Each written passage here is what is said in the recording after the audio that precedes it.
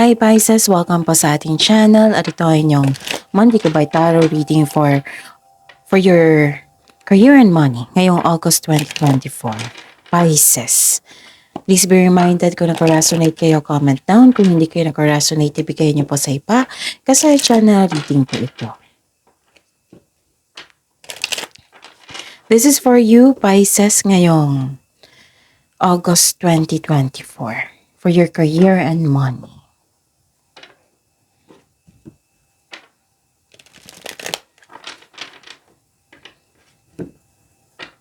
Maraming salamat po sa inyong patuloy na suporta at maraming salamat po sa mga hindi nag-skip ng ads.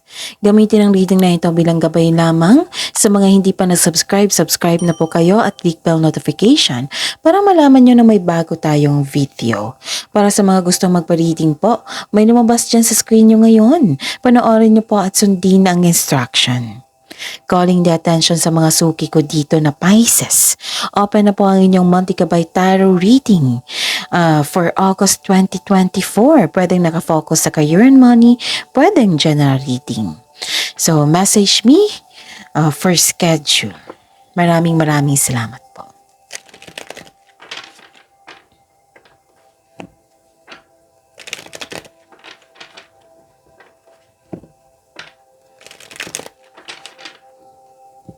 Para po ito sa inyo Pisces ngayong August 2024. Spirits Guide,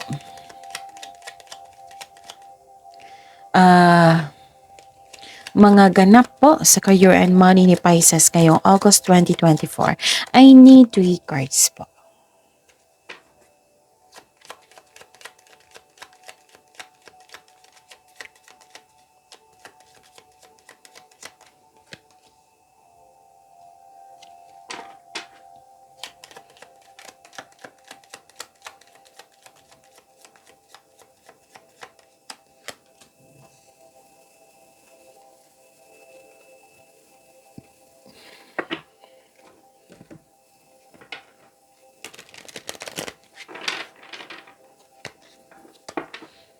Spirits Guide, mensahe niyo po sa career and money ni Pisces ngayong August 2024. I need 2 cards po.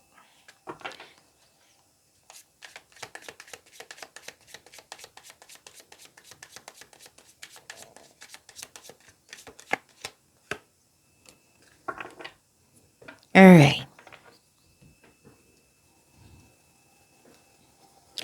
Pisces, this is for your career and money ngayong August 2024.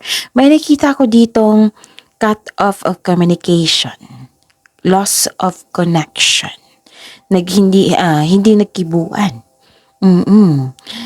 At may nakita ko ditong malaking influence ng babaeng ito sa inyong career and money for this month, August 2024. Maaring siya yung nagbigay ng tulong or maaring siya yung nagbigay ng peace of mind sa inyo. May nakita kong harvest dito ha. Pwedeng return investment po ito. Pwedeng sweldo nyo po or return investment nyo po.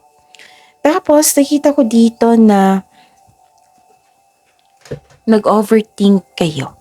Nag-overthink kayo, nag-overanalyze kayo.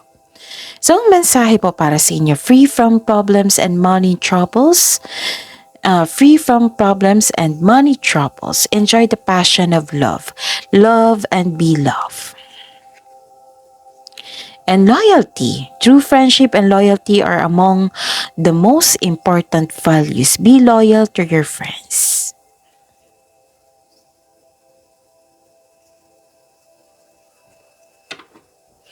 Spirits Guide, energy po ni Pisces ngayong August 2024 sa career and money nila.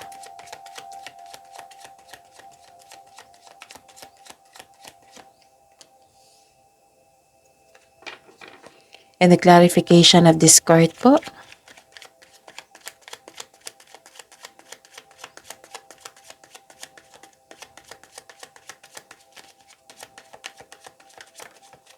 Lumipad. So, the daily reminder po, panoorin niyo po yung last 4 days Gabay Tarot reading niyo po. Like for example, napanood niyo ito ngayong August 1, 2024. Panoorin niyo po yung July 31, 30, 29, 28. Basta sunod-sunod yung date. Kung may nakita kayong repeating message or may narinig kayong repeating message, kailangan nyo po yan bigyan ng atensyon. Kung maaari po, bigyan nyo po ng solusyon at aksyon. Again, calling the attention sa mga suki ko dito na Pisces. Open na po inyong Monthly Gabay Tarot reading for August 2024. Pwede po kayong magpa-reading for general reading or nakafocus sa career and money. So, message me for schedule. Maraming salamat po. Alright, nagbabalanse ka dito eh. Pwedeng nagbabalanse kayo sa inyong emotion. Pwedeng malalim ang iniisip nyo ngayon.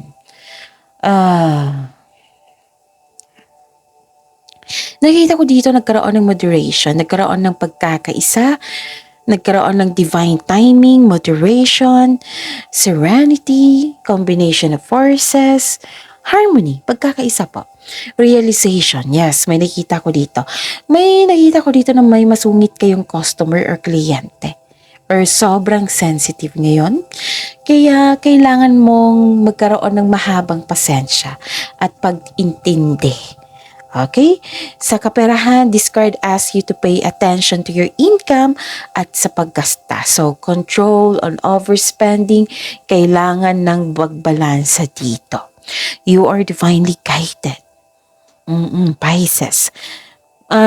Maaring nagbigay ito ng sign sa pamamagitan ng isang tao or kaibigan na maaring makatulong sa iyong struggle mo ngayon. Kaya have patience as the universe goes to work to bring your desires into reality. So seek balance and create a calm atmosphere, right? Yon. Ano ito? Okay. May nakita ko ditong na-burnout kayo.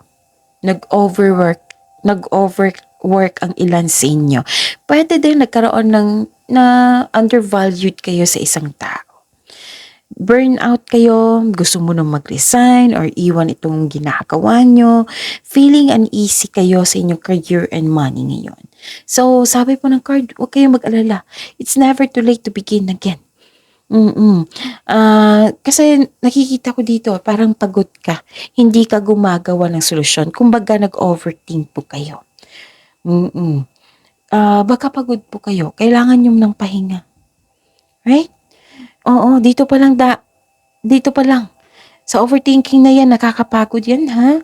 Oo, kailangan nyo makawala dyan. Pwedeng nakaramdam kayo ng pagod or nawalan kayo ng anong tawag nito? Nawalan kayo ng gana.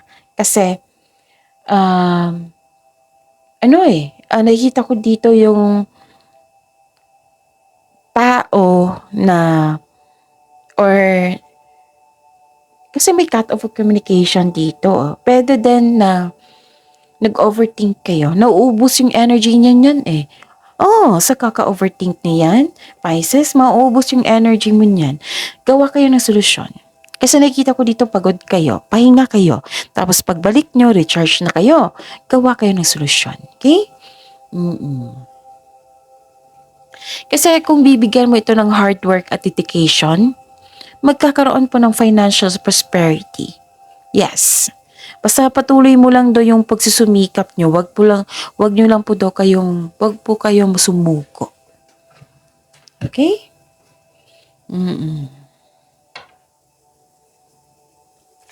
Spirits guide, career and possible blessings po sa career and money ni Pisces ngayong August 2024 sa career and money nila.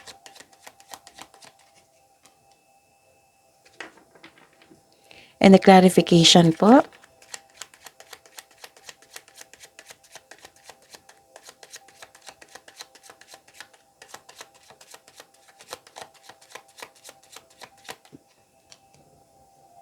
Alright. What is the possible blessings? May hinihintay kayong balita. Pwede na may hinihintay kayong tao. Tingnan ko muna ha. Naghihintay kayo ng job opportunity or contract. Nagkaroon po ng delay, nagkaroon ng frustration. Same din sa kaperahan po. Nagkaroon ng delay. Sa kaperahan po may paalala po ang card niyo po dito na wag po daw kayo magdesisyon ng yung anong tawag dito, madali ang desisyon na hindi pinag-isipan kung karapat-dapat pa. Kasi sabi po ng card, wag magdesisyon agad na mag-invest o maggasta sa isang bagay. Okay? Pagbalanse po. Dito, sabi pa lang dito, magbalanse. Okay? And take time to reflect po and surrender to the present moment as fully as you can. Kasi, yun, naiinip ka dito eh. Tinitas talaga yung patience nyo. Right? Habaan ng pasensya. Okay? Habaan po ang pasensya. At this card asks you to try to invest your time wisely while you wait. Make yourself busy kasi darating yan. Wag lang kayong sumuko. Okay? Ihanda ang sarili. Kailangan ng time for reflection po dito. Tapos, okay. Nakikita ko dito na, alright. Nakikita ko dito na may naalala kayo sa nakaraan. May naalala kayo sa nakaraan. Parang may unhealthy connection kayo sa nakaraan.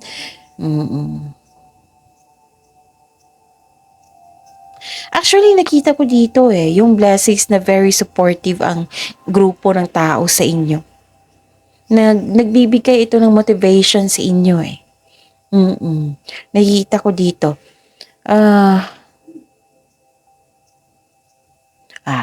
Nakikita ko talaga. 'Di ba sabi ko sa inyo pagod kayo.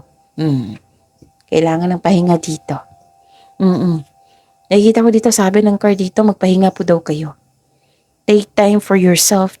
Spend time for yourself. Spend time sa inyong partner. Spend time sa inyong family. Is what you need most right now.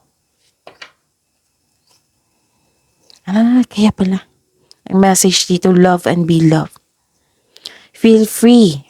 Free from problems and money troubles. Enjoy the passion of love. Kasi nakita ko dito yung blessing sa inyo, suporta. Loyalty, be loyal to your friends. Support din ito, loyalty.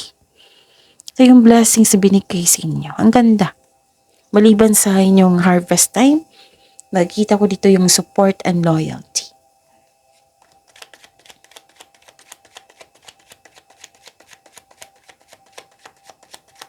Spirits guide. Challenges na ma-overcome po ni Pisces ngayong August 2024 sa career and money nila.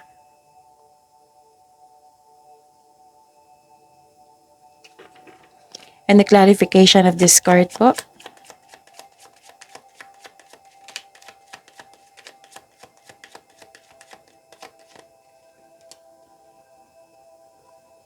Alright. So by the way, Pisces, maraming salamat po sa patuloy na tiwala at suporta sa ating channel. Maraming salamat din po sa mga hindi nag-skip ng ads. May lumabas din sa screen nyo ngayon, panoorin nyo po. Panoorin nyo po at kung gusto nyo po yan, sundin nyo po yung instruction, okay? So yun. Ano yung challenges na ma-overcome ni Pisces? Nakikita ko dito na wow, satisfaction and abundance. Kitang-kita ko dito, Pisces. Nearing completion. Sa wakas, makapag-relax na si Pisces. Kasi may satisfaction may abundance pa, may completion pa. Ang ibig sabihin nito, magkakaroon ng tamang pahinga. Thankful ka sa mga biyayang natanggap niyo, Pisces. You have overflowing abundance. Successful and satisfied ka sa buhay. And this card tells you, Ang sabi po ng card po dito, Pisces, mag-relax po daw kayo and enjoy what you work hard to achieve. Share your good fortune to others and your generosity will always flow back to you. Babalik yan sa inyo. 10 times fold pa. Your health is improving also. You're welcoming overall feelings of happiness and joy. So make a wish and continue to follow your intuitive guidance on your path. So this card signals abundance in all areas of your life, Pisces. May natapos kayong project, may natapos kayong gawain. Sobrang saya mo at satisfied ka sa naabot mong completion. Sa mga may trabaho, expect a recognition for a job well done. Or may nakita rin akong promotion po dito. So follow intuition and honoring your ideas. Kasi it will lead you to increased prosperity and abundance. Ang ganda. Wow. Ano pa? Nakikita ko dito na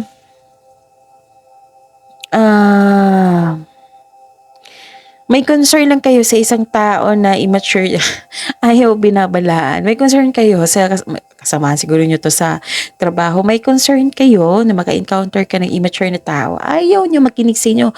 Nagbigay ito ng sakit ng ulo. Pwede na nagkaroon ng frustration kasi gusto mong matapos yung proyekto. Pero don't worry kasi nakita ko dito yung pagtatapos. Basta if you want to see the results, build concrete plan without rushing. Wag madaliin.